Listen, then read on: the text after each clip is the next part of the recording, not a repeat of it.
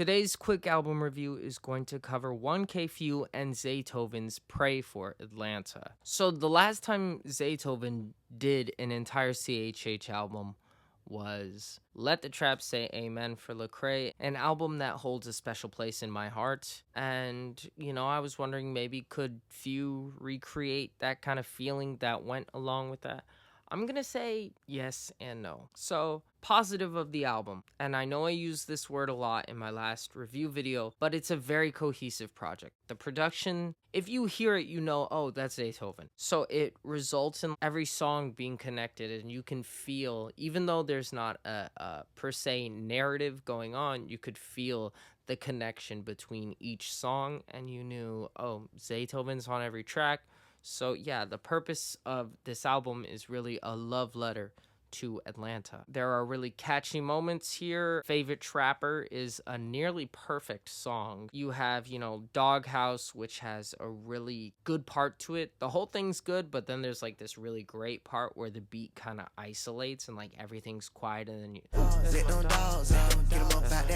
and it goes on for like 5-10 seconds, and I wanted that to continue forever because it's so good. It's what brings me back to that song every time. Additionally, you have things like the hook of Let Go, Let God, Freedom, which has really nice vocals and instrumentals, courtesy of Phew, Jacqueline Carr, and Zaytoven. You just have really nice melodies and ideas expressed throughout the album. Ideas expressed sonically, ideas expressed through words. It's a good album, but there is something that does take away from it. Something that on this level has never taken away from a project before, which is the features. When I started listening to music like a crazy man, I loved seeing features because it's like the idea of two separate artists. And if they were from different genres collaborating, that was even crazier. But the idea of two separate artists collaborating just always got me hyped. It always has excited me. Nowadays, I'm more like, I don't need a collab to make me happy. But when I started listening to music, it was like, if there's a collab, I'm just immediately adding it to my library. Nowadays, I'm like, okay,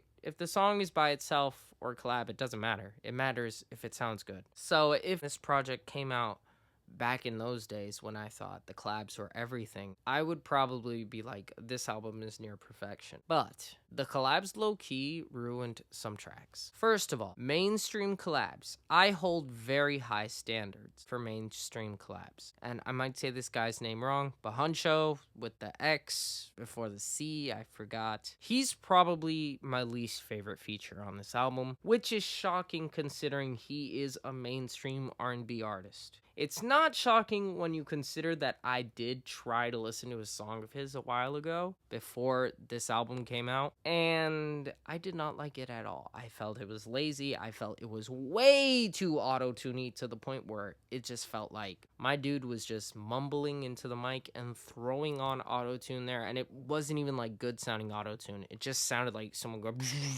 and I was like, okay, well, maybe Phew, because I see that Christian artists tend to bring out the best in their mainstream features. And so I'm like, maybe Phew will bring out the best of Huncho. He didn't. Huncho is the worst part of the yesterday. He's probably the reason why that's like my least revisited song. Because other than that, feature-wise, the album has some really, really good features, near perfect, and then really, really bad features. Huncho's probably the worst. Then we got Pastor Troy, who, you had a really great intro there for you, and then Pastor Troy comes on it, and he's like, yeah, let me ruin it by yelling.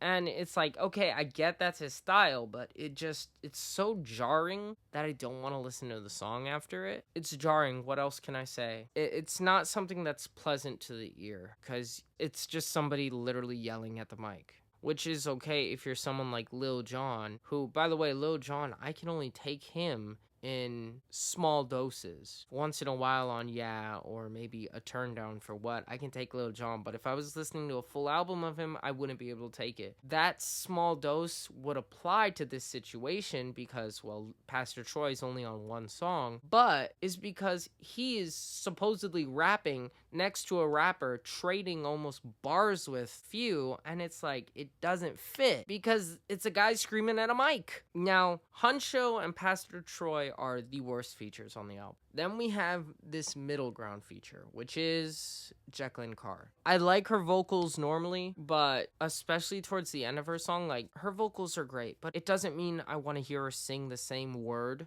over and over again. Like, she goes freedom, freedom, freedom, freedom, freedom, freedom, freedom, freedom, freedom, freedom. Like, okay, add a little bit of variety in there. I get it. You're talking about freedom.